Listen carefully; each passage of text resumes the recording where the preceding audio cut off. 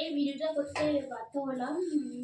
যারা তোমরা মদ খাও, প্লিজ তোমরা মদ খেয়ে কোনোদিন ডাইভ করবে না, হাত জোর করে বলছি তোমাদের। কারণ এইখানে আমাদের দুটো, বেশি বয়স হবে না, আমাদের মতনই বয়স মনে হয়, তারা আজ পৃথিবীতে নেই, তাদের সন্তান ছোট। কি হলো বলো তো, মা বাবার তো সন্তানটাই গেল, তাই না? তাই বলি প্লিজ তোমরা মদ খেয়ে ডাইভ করো না।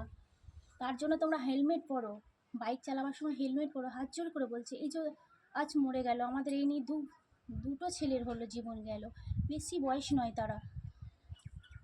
তার জন্য বলছি তোমরা মদ খেও না। মদ খেয়ে কী আছে তাই বুঝি না। এই ভিডিওটা করতাম না, কারণ দেখা একটা কথা বলি তোমাদের, একটু কাছে নিয়ে একটা কথা বলি। দেখো, মদ খেয়ে কী হবে, কি আছে? এই করতে করতে তো কাঁচা জীবনগুলোতে যাচ্ছে বলো। এই যে আজ মরে গেল, কি হলো? স্ত্রী বিধবা হলো, তার ছেলে বাবাকে হারালো, তার বাবা তার ছেলেকে হারালো, তারা কিন্তু হাহাকার। এবার তোমরা বলো, হাহাকার হচ্ছে। যারা মা বাবা তারাই বোঝে এক সন্তান, তার মা তার ছেলেকে হারালো, কত কষ্ট। এবার তার পরের দিন যখন সকাল হবে, যখন ছেলেকে দেখতে পাবে না তার মা বাবা, তখন তার কতটা কষ্ট হবে বলো তো। সবাইকার ছেলে দেখবে যে সাইকেল নিয়ে কাজে যাচ্ছে বা বাইক নিয়ে কাজে যাচ্ছে, তো তার তখন কতটা কষ্ট হবে তোমরা জানো। যাই হোক, যারা মদ খাও ডাইভ করবে না প্লিজ, মদ খেয়ে ডাইভ করবে না। আর প্রথমেই তোমরা বাইক চালালে হেলমেট নেবে প্লিজ।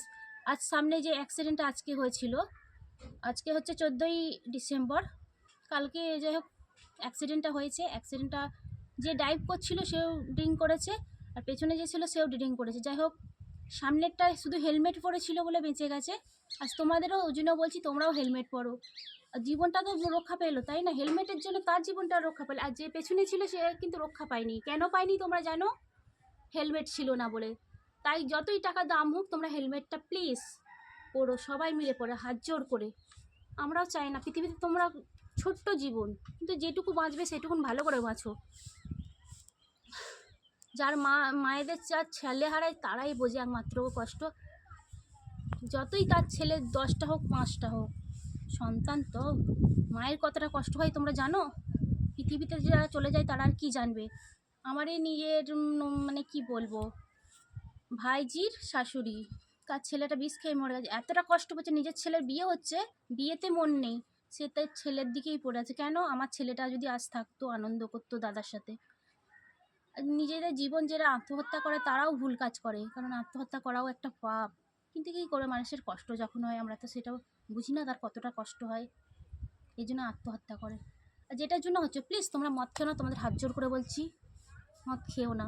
মদ খাওয়ার জন্য আমাদের এখানে অনেকটা অ্যাক্সিডেন্ট হয়েছে, 2-3 জনের অ্যাক্সিডেন্ট হয়ে গেছে। আজ তার মায়েরা হাওমাও করে কাঁদে। আরে সবাই ভালো থাকলে তবেই তো আমরা ভালো থাকবো, তাই না? আপনারা বলুন, ওই মানুষটা কাঁদছে, তাহলে তার চোখের জল দেখে কি আমরা ভালো থাকবো? তোমরা বলো। এর জন্য বলি, মানুষকে প্রথমে ভালো, মানে মানুষের জন্য ভাবতে হয়, মানুষকে ভালোবাসতে হয়। আর যদি মানুষ ভালো থাকে, ওর যদি চোখের জলটা যদি না পড়ে, তাহলে তো আমরাও তো দেখে খুশি হবো। আর যদি কাঁদছে দেখি, আমাদেরই কি ভালো লাগবে? তোমরা বলো। এর জন্য বলি প্লিজ তোমরা সব করো না যেগুলো বললাম। নমস্কার, ভালো থেকো।